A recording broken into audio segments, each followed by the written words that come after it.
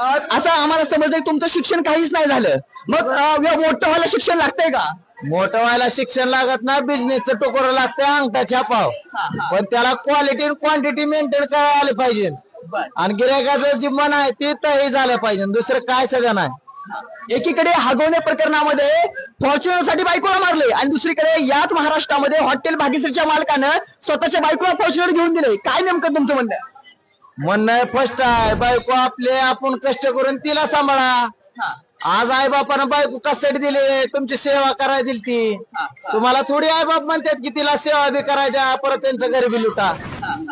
आज बायको तुम्ही बाहेरून आले की तांबे भरून देते, उलट तुम्ही तिलाच मारता परत. चला, आज आमची बायको सकाळी 6 वाजल्यापासून आमच्या पस्तर राबती, आमच्या सगळच बसती, आमच्या सगळं उठती, आज भांडे धुती, भाकरी करती, भाजी बनवू लागती.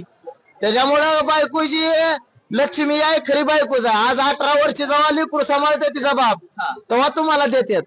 तुम्ही ते लेकराला त्रास दिल्यावर तुम्ही आज म्हणता की बायको चांगली नाही. आम्हाला समजलं तुम्ही आमच्या बार्शी तालुक्यातले आहेत.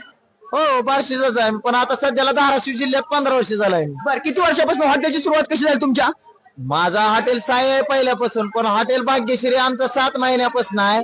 आमच्या बायकोनं जेव्हा म्हणल्यानंतर आम्ही चालू केलेलं हॉटेल. सुरुवातीला तुम्ही काय करत होते हॉटेल टाकायच्या अगोदर? काम केलेलं जाईल त्याच्या आधी. काम केलेलं आहे, हॉटेल उभा केलेलं आहे.